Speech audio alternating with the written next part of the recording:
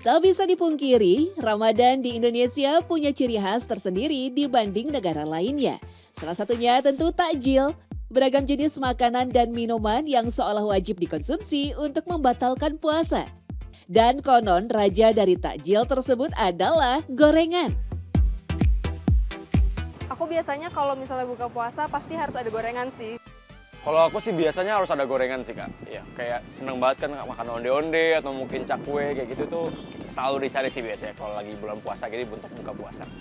Biasa kalau aku sih senangnya gorengan ya. Biasa aku pisang goreng, lain-lain sih. Yang penting gorengan sih.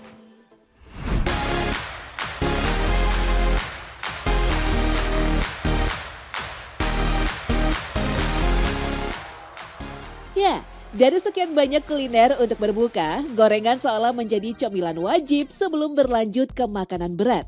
Salah satu yang jadi primadona tentu tahu goreng. Bisa diisi atau bisa juga tidak, ditambah cabai rawit tentu lebih nikmat. Apalagi saus kacang sebagai cocolan. Memang, dari dulu tahu sudah menjadi makanan populer di kalangan masyarakat Indonesia. Harganya yang terjangkau sekaligus sumber protein nabati membuat tahu sering tersaji di meja makan bersama tempe.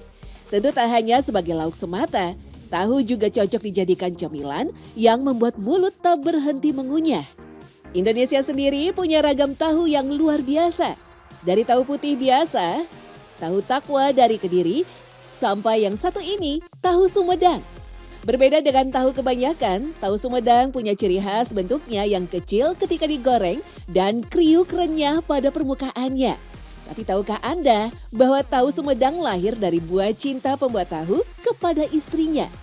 Pembuatan tahu di Sumedang dirintis oleh imigran asal Cina bernama Ong Kino yang datang ke Sumedang melalui pelabuhan Cirebon sekitar tahun 1900-an. Awalnya ia membuat tahu hanya untuk istrinya dan sebagai sajian bagi tamu yang datang berkunjung. Dan istrinya tuh suka sekali makan tahu. Akhirnya dia mencoba membuatkan tahu sendiri untuk si istrinya ini. Terus dia dulu pakai air yang memang dari mata air sana yang konon airnya bagus sekali pada masa itu. Pakai kedelainya itu masih kedelai yang bintik, kedelai yang ada warna-warnanya itu.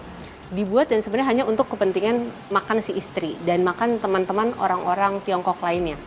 Nah, akhirnya juga mereka tidak hanya membagikan ke sesama orang Tionghoa, tapi juga ke orang-orang Indonesia yang ada di sekitarnya. Dan mereka suka.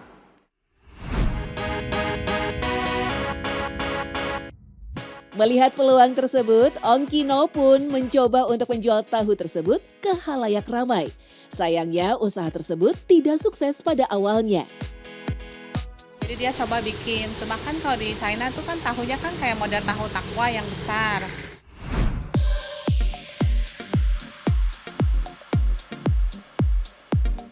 Ketidaksuksesan usaha tahu yang dibuatnya membuat Ong Kino frustasi. Ia kemudian memutuskan untuk kembali pulang ke Tiongkok. Sementara usaha tahunya dilanjutkan oleh anaknya Ong Bungkeng.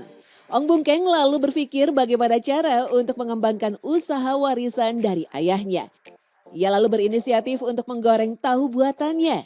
Padahal di masa itu tahu dikonsumsi begitu saja, dimakan langsung atau diolah terlebih dahulu bersama sayuran.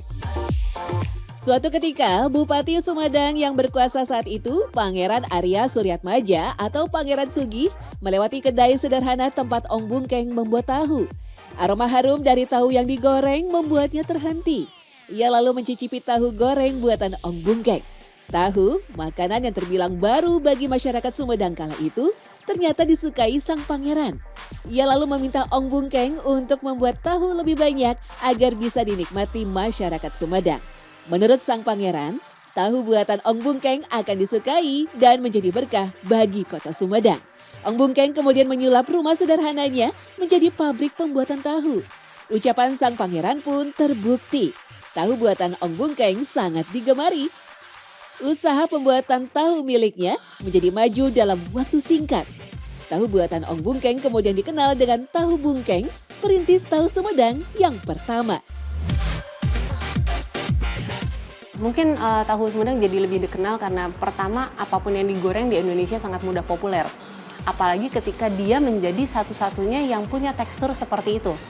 Jadi kalau misalnya orang ngelihat ada tahu warnanya serupa, ukurannya begitu, ditaruh di keranjang yang sama, orang udah pasti bilang itu tahu Sumedang, walaupun mungkin bisa aja udah dari daerah lain.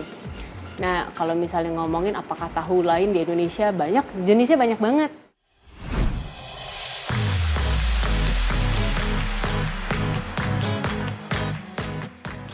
Kini, tahu Sumedang telah menjadi salah satu kekayaan khasana kuliner Nusantara. Anda pun bisa menyantapnya dengan cara sesuka Anda. Ditambah lontong padat dan sambal tauco, tentu makin menambah selera.